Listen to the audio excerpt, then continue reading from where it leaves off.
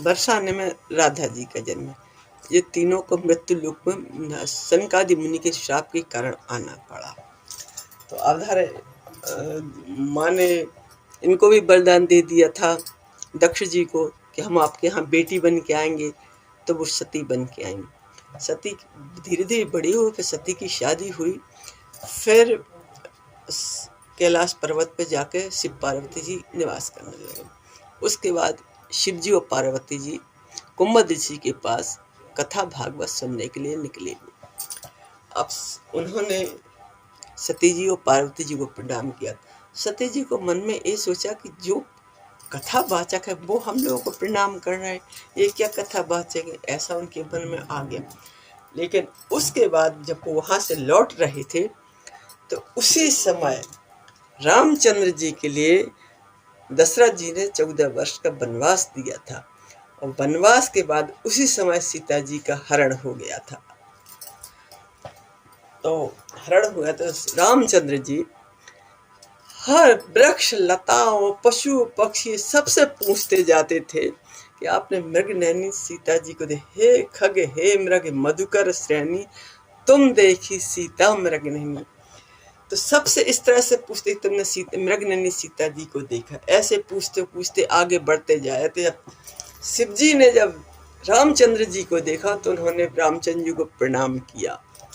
तो सती जी के मन में ये बात आ गई कि एक राजा के लड़के को, राजकुमार को जगत के ईश्वर शिव जी ने प्रणाम किया। उन्हें बड़ा आश्चर्य हुआ। शिव जी ने उनको बहुत समझाया, लेकिन सती जी की बात समझ में नहीं। उनको ये बात हमेशा मन में, हर समय मन में आई कि ये राजा के राजकुमार हैं। इनके लिए ईश्वर, जगत के ईश्वर शिव जी ने प्रणाम किया। तो शिव जी कहते हैं कि ऐसा करो सती जी, जो तुम्हारे मन अति संदेह हो तो नहीं जाए परीक्षा ले। यदि तुम्हारे मन में ज्यादा संदेह हो तो जाके आप रामचंद्र जी की परीक्षा ले लें। शिव जी भी, पार्वती जी भी, सती जी भी तैयार हो गई परीक्षा लेने के लिए। अब सती जी ने क्या किया कि सीता जी का रूप बना के रामचंद्र जी के आगे चलने लगी। रामचंद्र जी ने जब सती जी को सीता जी के भेष में देखा तो वो चकित हो गए और कहने लगे, वृक्ष के तो शिव जी कहाँ हैं, आप जंगल अकेली क्यों घूम रही हो। अब सती जी को बहुत संकोच हो गया कि श्री रामचंद्र जी ने तो हमको पहचान लिया। अब सती जी चुपचाप, रामचंद्र जी थोड़े आगे बढ़े और सती जी के मन में बहुत संताप हुआ और एक पेड़ के नीचे जाके बैठ गई। अब रामचंद्र जी ने देखा कि सती जी को बहुत ज्यादा दुख हो रहा, तो उन्होंने उस समय सीता जी को भी प्रकट करके दिखा दिया। अब आंख खोलती है सती जी तो जहां देखती वहीं सीता राम लक्ष्मण, सीता राम लक्ष्मण। काफी देर तक सती जहां भी देखती वहां ये दिखाई देते। अब सती का फिर मन विचलित हो गया, तो सती आंख बंद करके भगवान का ध्यान करके आंख बंद करके पेड़ के नीचे बैठ गई। रामचंद्र जी आगे निकल गए।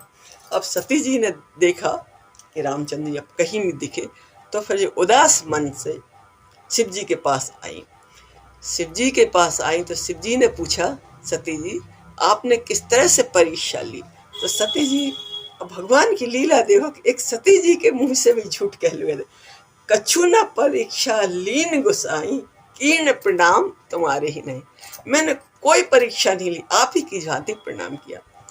तब शंकर जी ने ध्यान धर के देखा, सती ने चरित्र किया, जो सीता जी का रूप बनाया था वो शिव जी समझ गए, और उसी क्षण शिव जी ने मन में प्रण कर लिया कि अब सती से इस शरीर में मेरी भेंट नहीं हुई, सती जी का त्याग कर दिया। आकाश से फूलों की वर्षा होने लगी कि आपके सिवा कौन निभा सकता है इस चीज को। शिव पार्वती जी कैलाश चले गए, सती जी और शिव जी कैलाश चले गए। वहां जाके शिव जी ने, अब ध्यान दे के सुनिए जी बात, शिव जी ने जो सती जी को अपने बगल में बिठाते थे वो उनको सामने बैठने के लिए आसन दिए। क्यों? वो अधिकार सती जी खो चुकी थी। अब इनको पत्नी रूप मानते ही नहीं थे शिव जी, तो उन्हें सामने बैठने के लिए आसन दिया, बगल में नहीं बिठाला। अब शिव जी की समाधि लग गई। सती जी बड़ी चिंतित, बहुत चिंतित रही, मन में दुख भी रहा, लेकिन क्या करती, गलती तो सती जी की थी। फिर काफी समय बाद जब राम राम सुमरने लगे शिव जी, तो सती जी ने जाया कि जगतपति शिव जी जाग गए हैं। फिर कुछ समय बाद दक्ष के यहाँ पहले क्या हुआ, इससे पहले क्या हुआ था कि दक्ष के जब प्रजापति के नायक बनवाए गए थे, तो दक्ष के लिए अभिमान हो गया था बहुत ज्यादा। और जब सभी देवता, विष्णु जी, ब्रह्मा जी और शिव जी सभी लोग इकट्ठे हुए, लेकिन उस समय दक्ष प्रजापति नहीं गए। उन्होंने पहले इंतजार करवाया, फिर काफी देर बाद गए। तो सब ने उठ के उनको प्रणाम किया, लेकिन ब्रह्मा जी ने, विष्णु जी ने, शिव जी ने उनको प्रणाम किया। क्यों? ब्रह्मा जी तो पिता थे, तो इसलिए शिव जी ने, दक्ष प्रजापति ने, ये तो मेरे पिता हैं, कोई बात नहीं। विष्णु जी सब जगत के ईश्वर है, इसलिए इन्हें प्रणाम कोई नहीं। लेकिन शिव जी तो मेरे दामाद है, इन्हें प्रणाम नहीं किया, तो उनको बहुत गुस्सा आया। शिव जी से बहुत खरा खोटा बोलते रहे, बहुत बोलते रहे। काफी देर तक बोलने के बाद जब दक्ष प्रजापति चुप नहीं हो, तो नंदी ने उनको श्राप दिया, क्या मैं बकरे की तरह करता है, क्या तुम्हारा सिर बकरे का लगेगा, इस तरह का श्राप दिया। शांत शिव जी ने बहुत शांत किया नंदी को, लेकिन नंदी को गुस्सा तो बहुत तेज आ गया था। और ये वृत्तांत शिव जी ने सती जी को नहीं सुनाया था, इसलिए नहीं कि सती जी का तो त्याग वो कर चुके थे, तो सोचा कि अब और ये सुनाने के बाद सती जी और ज्यादा दुखी हुई, तो उन्होंने ये वृत्तांत सती जी को नहीं सुनाया था। फिर कुछ दिन बाद जब समाधि टूटने के बाद, उसके बाद दक्ष ने बहुत भारी बड़ा भार यज्ञ रचा। उसमें सभी देवताओं को भाग दिया। सभी देवता आकाश मार्ग से अपनी अपनी पत्नियों के साथ लेकर यज्ञ में शामिल हो रहे थे, लेकिन उनने सती जी को नहीं बुलाया। क्यों? शिव जी को वो पहले भी पसंद नहीं करते थे, और दोबारा उस सभा में भी उनका अपमान हो गया, शिव जी को उन्होंने नहीं बुलाया। सती जी ने पूछा कि ये सभी देवता अपनी अपनी पत्नियों सहित आकाश मार्ग से कहाँ जा रही है? तो दक्ष प्रजापति ने, शंकर जी ने बोला कि तुम्हारे पिता ने यज्ञ रचा है, उसमें भाग लेने जा रहे हैं।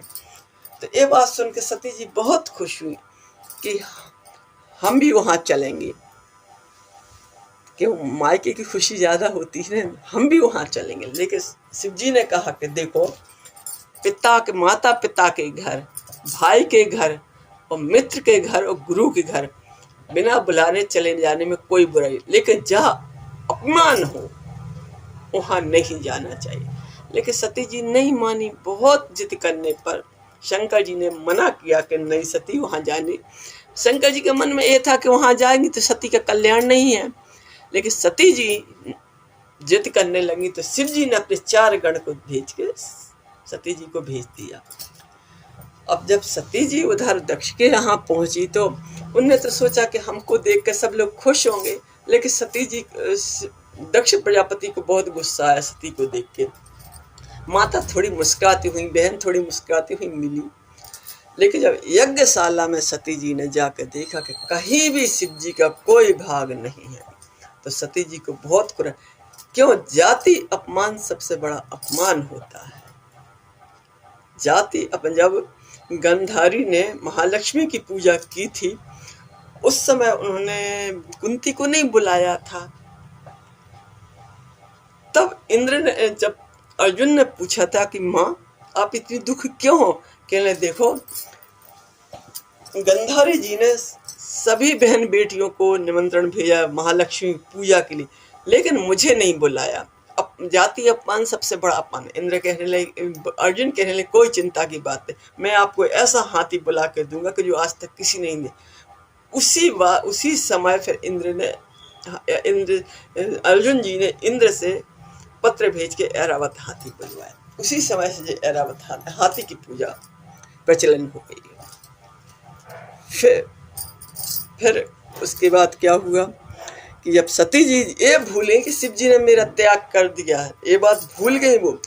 उस समय जब सती जी शिव जी का कोई भाग, कोई चीज नहीं देखी, तो सती जी को बहुत क्रोधा। पिताजी को डपट कर कहने लगी कि आपने बहुत गलत किया, जो शिव जी का अपमान किया है, बहुत शिव जी का अपमान किया है, और मेरा शरीर आपसे ही पैदा हुआ है। अब मैं सुनो, सभी देवताओं से बोला कि जिन जिन लोगों ने शिव जी की यहाँ निंदा सुनी है या शिव जी के बारे में जो कुछ भी बोला, सब लोग भली भांति फल पाएंगे और दक्ष प्रजापति बहुत पछताएंगे। और जो अग्नि कुंड, हवन का कुंड था, उसमें अग्नि में जाके कूद गई, सती जलने लगी। उसके बाद शिव जी के गरुड़ ने शिव जी को से बोला, शिव जी ने एक जटा में से एक बाल नीचे गिराया, वीरभद्र जी हो गए। वीरभद्र जी वगैरह सब लोग आके उन्होंने सब लोग एक विध्वंस कर दिया और वीरभद्र ने दक्ष का सिर काट के अग्नि में डाल दिया। अब शिव जी को सती का दुख जो था सो था, लेकिन सबसे बड़ा उनको दुख ये था कि सती जी ने अग्नि कुंड में अपने को जलाया है। ये सबसे बड़ा भारी पाप किया है, इसलिए इनको कोयल का जन्म लेना पड़ेगा कि जो पाप करता है उसका फल भोगना पड़ता है, तो कोयल का जन्म लेना पड़ता है। तो अब सती जी का जो शरीर था, उसके लिए शिव जी ने अपने कंधे पर रख के नृत्य करते रहे। सभी देवता लोग बड़े परेशान हुए। फिर विष्णु जी से बोला कि विष्णु जी, आप प्रभु कुछ करिए। पर विष्णु जी ने सुदर्शन चक्र से 51 टुकड़े कर दिए। वो टुकड़े हर जगह शक्तिपीठ के रूप में निर्मित हो गए। जहाँ भी शक्तिपीठ है वो सब सती की जी के अंग हैं। कहीं उंगली गिरी, कहीं पैर गिरा, कहीं सिर गिरा, कहीं नाक, ऐसे करके 51 जगह, यानी जो शक्तिपीठ बने हुए वो शिव जी के ही, सती जी के ही अंग हैं। अब उसके बाद जब कोयल इनको बनना पड़ा सती जी, काफी समय बाद शिव जी ने बोला कि बस ध्यान उन्हें शिव जी का था। शिव जी की भी कोयल के रूप में भी तपस्या करने लगे। जब इनका समय खत्म हो गया कोयल का, फिर इनकी मृत्यु हो गई। उसके बाद इन्होंने पार्वती का जन्म हिमाचल के घर में मैना के गर्भ से जन्मे। पहली कन्या बनी सती जी। अब सती जी से पार्वती का जन्म हुआ। सती जी के बाद मैना के गर्भ से पार्वती जी पैदा हुई। फिर पार्वती जी को पहले पिछले जन्म का पूरा सब याद था। नारद जी ने आकर देखा कि जगत जननी भवानी है, इनकी शंकर जी के साथ ही शादी हो गई, जो बैरागी हो गए, माता पिताहीन हो गए, पहाड़ों पर रहने वाला, नरमुंडों की माला पर। तो ये बात मैना जी को अच्छी नहीं लगी कि हम ऐसे बावले पति से पार्वती जी की शादी नहीं करेंगे। लेकिन पार्वती जी के मन में ये बात कि शिव जी की हम तपस्या करेंगे तब ही हमको शिव जी मिलेंगे। और पार्वती जी काफी वर्ष तक, पार्वती जी ने अपना सपना भी सुना दिया माँ को। मैंने सपने देखा है कि हमारे लिए किसी विप्र ने बोला है कि आप जाके तपस्या करिए। पार्वती जी तपस्या करने चलेंगे। कई वर्ष तक उनने काफी तपस्या की। उसके बाद अब इधर क्या हुआ, शिव जी सती जी के जाने के बाद शिव जी के मन में इतना वैराग्य आ गया बिल्कुल, और वो हमेशा समाधि में लीन रहने लगे शिव जी। इस बात की चिंता देवताओं को बहुत चिंता हो रही। क्यों? उस समय जो तारकासुर था वो बहुत उपद्रव मचा रहा था। इंद्रासन भी छीन लिया था उसने। और उसका ये था, जब शिव जी की शादी के बाद जो पुत्र पैदा हुआ स्वामी कार्तिक, वो ही इसका वध करेंगे। तो अब सभी देवताओं को चिंता थी कि शिव जी को कैसे जगाया जाए। लेकिन जब शिव जी समाधि से नहीं जागे तो कामदेव से प्रार्थना की, कामदेव आप जाकर उनकी समाधि। कामदेव ने निश्चित कर लिया कि हम शिव जी को समाधि भंग करने जाएंगे तो हमारी मृत्यु पक्का निश्चय है। तो कामदेव अपनी बसंत ऋतु के साथ आए और शिव जी की समाधि भंग करने की बहुत के लिए समाधि नहीं टूटी तो इन्होंने पुष्पों का बाण मार दिया पेड़ की में छिप के। तो बाण शिव जी को लगा। शिव जी ने कहा, जब सब तरफ देखा, जब तीसरा नेत्र खुला शिव जी का, कामदेव वहीं भस्म हो गए। जब कामदेव की पत्नी जो रति है उन्होंने सुना तो तुरंत आके शिव जी के पास रोने लगी कि आपने प्रभु क्या किया, ये क्या। तब तो उन्होंने वरदान दिया कि जो कृष्ण तनय होया पति तोरा, जो कृष्ण जी हैं द्वापर में, जो कृष्ण जी होंगे उनका पुत्र जो प्रद्युम्न है वो कामदेव है। तब शिव जी ने प्रदान, ये बात सुन के रति जी बहुत प्रसन्न हो गई और तुम्हारा पति यानी कामदेव बिना शरीर के सबको व्यापेगा, ऐसा बात शिव जी ने बोल दिया। फिर जब शिव जी की समाधि टूट गई, सभी देवताओं ने आके शिव जी की प्रार्थना की शिव जी से कि आप शादी करिए। तो शिव जी विष्णु जी वगैरह सभी थे कि आप शादी करिए। तो उसके बाद शिव जी ने हाँ बोल दिया। फिर सप्तऋषियों को पार्वती जी के पास परीक्षा लेने के लिए भेजा कि जाके पार्वती जी की परीक्षा लो। तो पार्वती जी से बोलते हैं कि आप कहाँ किसकी सफेद तपस्या कर रहे हैं, जिनके माता पिता नहीं है, पर्वतों पर रहते हैं, भांग धतूरा खाते हैं और क्या कहते हैं, हम आपको शिव जी से भी अच्छा पति बताते हैं जो बैकुंठ की राजा हैं, हम विष्णु भगवान आपकी शादी उनसे करवाते हैं। तो पार्वती जी को ये बात सुन के मन में दुख हुआ। कहने सप्तऋषियों से कहने लगे कि देखिए जो खेलता है उसको कभी आलस नहीं आता। आपको इन शादी ब्याह की चर्चा करने में बहुत मजा आ रहा है तो आप कहीं और जाके करिए, हमारा समय खराब ना करिए, हमें तपस्या में विघ्न नहीं डालिए। जन्म में कोट लगी रगर हमारी, बरहूं शंभु न तर रहूं कुंवारी। मेरे जन्म जन्म से ये है कि यदि मैं शादी करूँ तो सिर्फ शिव जी से, नहीं तो ता जिंदगी कुंवारी नहीं। अब पार्वती जी सफल हो गई अपनी तपस्या में। सप्तऋषि बड़े खुशी हुए, जगदम्बे जगदम्बे हाथ जोड़ कर पैर पड़ते हुए वहाँ से चले जाके शिव जी को सब वृत्तांत सुनाया। शिव जी ने बोला कि आप पार्वती जी को घर भिजवाइए। तो दक्षिण हिमाचल से बोला कि पार्वती जी को घर ले आइए। पार्वती जी घर आई। फिर उसके बाद शिव जी की शादी हुई। शादी का वृत्तांत तो बहुत बड़ा है, ये शादी का एपिसोड दूसरे दिन में आप सभी को सुनाऊंगी। अच्छा, जो बात मैंने पहले आपको बताई थी कि विष्णु जी को शिव जी ने श्राप दिया था किन्नर का, वो वृंद उस समय मैंने छोड़ दिया था। मैं बता, जब एक दिन के लिए विष्णु जी किन्नर बने थे, वो किस समय, जब कौरव पांडव के युद्ध शुरू होने वाला था, एक दिन शेष रह गया था यज्ञ के लिए, योद्धे के लिए। तो उन्होंने जगदम्बा से प्रार्थना की। तो जगदम्बा ने सामने आके प्रकट हो गई और कहने लगी कि दोनों पक्ष कौरव और पांडव दोनों की एक एक बलि दी जाएगी। तो कौरव तो बहुत खुश हुए कि हम तो 100 पुत्र हैं, 100 भाई हैं, एक की बलि दी भी जाएगी तो 99 फिर भी बचेंगे। लेकिन पांडव बड़ी चिंता, कृष्ण बड़ी चिंता, ये तो 5 है, 5 में से एक चला जाएगा तो 4 बचेंगे।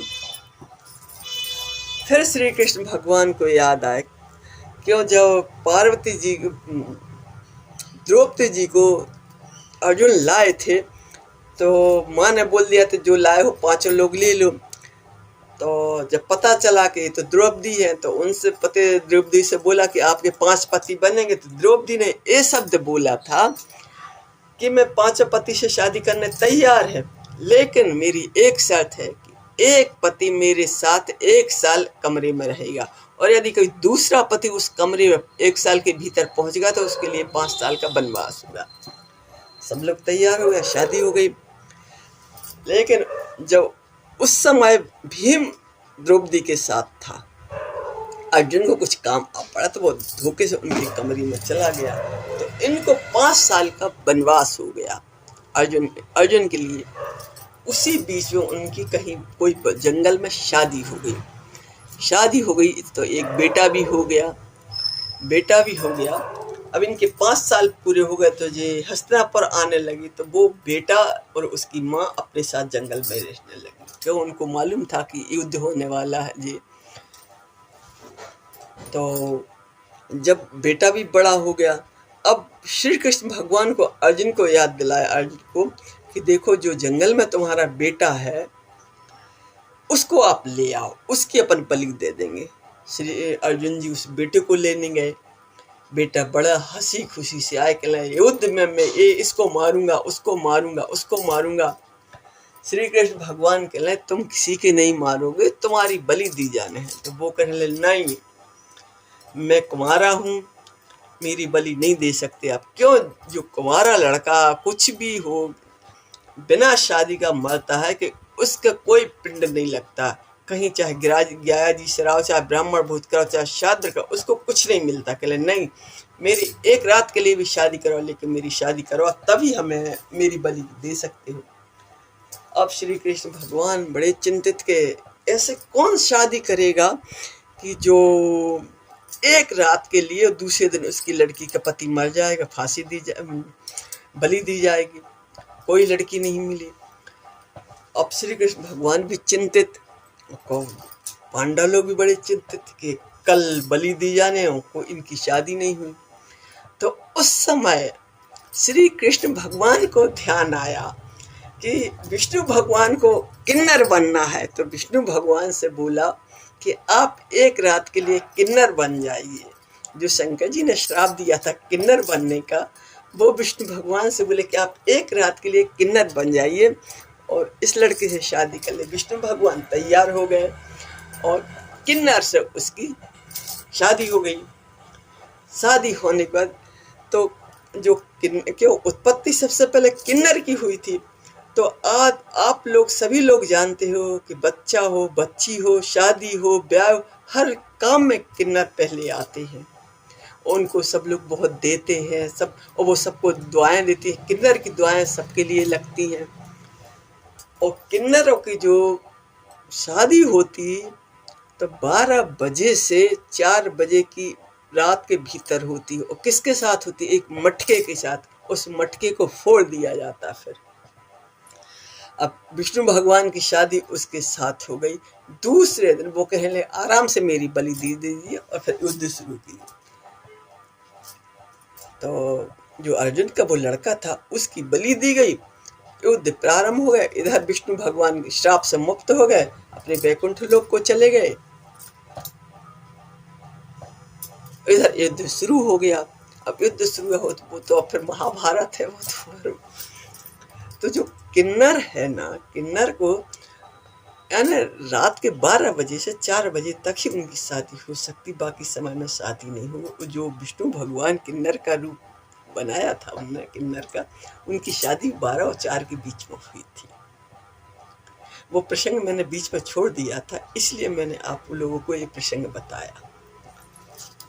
इसके आगे की जो कथा है, जो शिव जी पार्वती जी का ब्याह है, शादी ब्याह बड़े धूमधाम से हुआ, वो कथा बड़े विस्तार से है, लेकिन आप लोगों को मैं कल के एपिसोड में सुनाऊंगा। आप सभी लोगों को हमारा राधे राधे राधे।